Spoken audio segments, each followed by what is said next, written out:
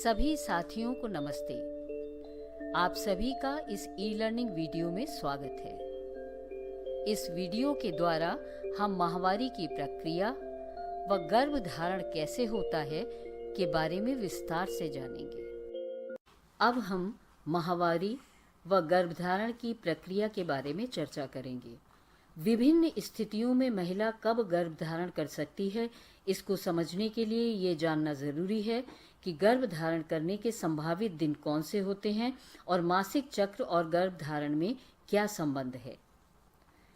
माहवारी सामान्य रूप से लड़की के 10 से 14 वर्ष की आयु के बीच किशोरावस्था में पहुंचने पर शुरू होती है और 45 से 55 वर्ष के बीच माहवारी आना बंद हो जाती है।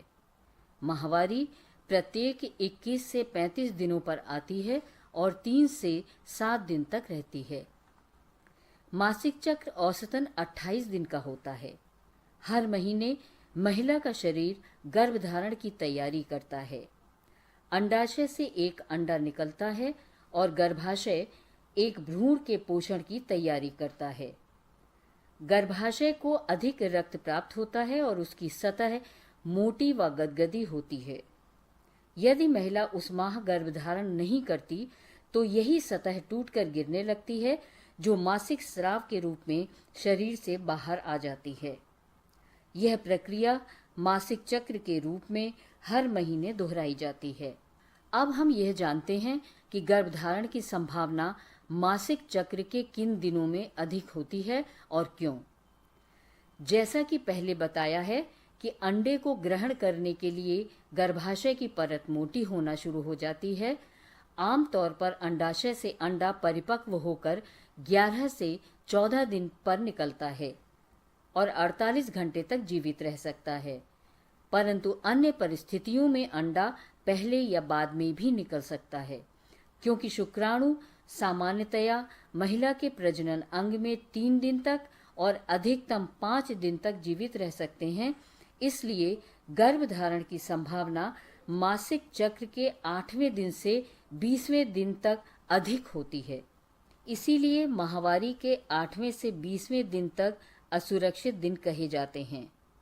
माहवारी के पहले से 7 दिन और 21 से 28 दिन सुरक्षित दिन कहे जाते हैं। इस बात को और बेहतर ढंग से समझने के लिए एक छोटी सी फिल्म देखते हैं। गर्भधारण कैसे होता है। गर्भधारण एक अद्भुत प्रक्रिया है जो शुक्राणु और अंडे के मिलन पर आधारित है। शुक्राणु पुरुष के अंडकोश में स्थित अति सूक्ष्म कोशिकाएं होती हैं जो कुछ अन्य द्रव्यों के साथ वीर्य में मिल जाते हैं। वीर्यपात के समय यही वीर्य द्रव्य के रूप में पुरुष के लिंग से बाहर निकलता है। अंडे महिला के अंडाशय में रहते हैं। मासिक धर्म को नियंत्रित करने वाले हार्मोन्स हर महीने अंडों को भी परिपक्व करते हैं। यही हार्मोन्स गर्भाशय की परत को मोटा और गद्देदार बनाकर उसे संभावित गर्भधारण के लिए तैयार करते हैं। हर महीने अंडाशय से एक परिपक्व अंडा बाहर निकलता है। इस प्रक्रिया को ओव्यूलेशन या अंडोत्सर्जन कहते हैं। ये अंडा फैलोपियन ट्यूब के द्वारा गर्भाशय में जाता है, जिसमें 12 से 24 घंटे का समय लगता है। वीर्य जब योनि में प्रवेश करता है तो शुक्राणु अंडे की तलाश में गर्भाशय ग्रीवा, गर्भाशय या फैलोपियन ट्यूब में जा सकते हैं। अंडे के बाहर आने की प्रतीक्षा में ये शुक्राणु महिला के शरीर में 5 दिन तक जीवित रह सकते हैं। वीर्यपात के दौरान लाखों शुक्राणु योनि में प्रवेश करते हैं, मगर केवल एक शुक्राणु ही अंडे से मिलता है और गर्भधारण का कारक बनता है। शुक्राणु जब अंडे से मिलता है तो उस प्रक्रिया को गर्भाधान या फर्टिलाइजेशन कहते हैं। इसके बाद निषेचित अंडा भ्रूण बनकर गर्भाशय में प्रवेश करता है। यह भ्रूण गर्भाधान के 3 से 4 दिनों में गर्भाशय में पहुंचता है और गर्भाशय के अंदरूनी परत के अंडे के चिपकने योग्य मोटी गद्देदार होने तक वहीं रुकता है। भ्रूण का गर्भाशय की अंदरूनी परत में धंस जाना ही गर्भधारण की शुरुआत है, जिसे इम्प्लांटेशन कहते हैं। इस प्रक्रिया को पूरा होने में 3 से 4 दिन का समय लगता है। आधे से ज्यादा निषेचित अंडे गर्भाशय की परत में नहीं धंस पाते हैं और वो मासिक धर्म के साथ शरीर से बाहर निकल जाते हैं। गर्भाशय में भ्रूण के आरोपण के बाद महिला का शरीर गर्भावस्था हेतु हार्मोन्स बनाना शुरू कर देता है। ये हार्मोन्स महिला के गर्भाशय की अंदरूनी परत को मजबूत बनाए रखते हैं, जिससे भ्रूण को पोषण मिलता है। गर्भधारण के दौरान मासिक धर्म भी नहीं आता। जब शुक्राणु अंडे से नहीं मिलते या निषेचित अंडा गर्भाशय में प्रत्यारोपित नहीं होता, तो गर्भाशय की अंदरूनी परत रक्त के रूप में योनि से बाहर निकल जाती है, जिसे मासिक धर्म या माहवारी कहते हैं। इस तरह से गर्भधारण की प्रक्रिया में कई चरण आते हैं, जिनमें 2-3 सप्ताह का समय लग जाता है।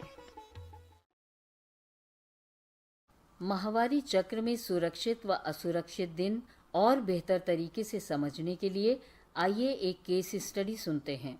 सुनीता का महीना 20 अप्रैल 2017 को आया था। उसे 28 दिन का नियमित मासिक धर्म होता है। उसने 30 अप्रैल को असुरक्षित संबंध बनाए।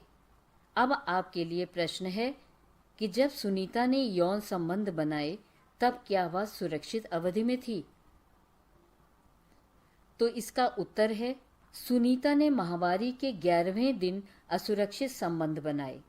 जैसा कि हमने पहले देखा कि मासिक चक्र के 8 से 20वें दिन असुरक्षित दिन होते हैं, अतः सुनीता असुरक्षित है।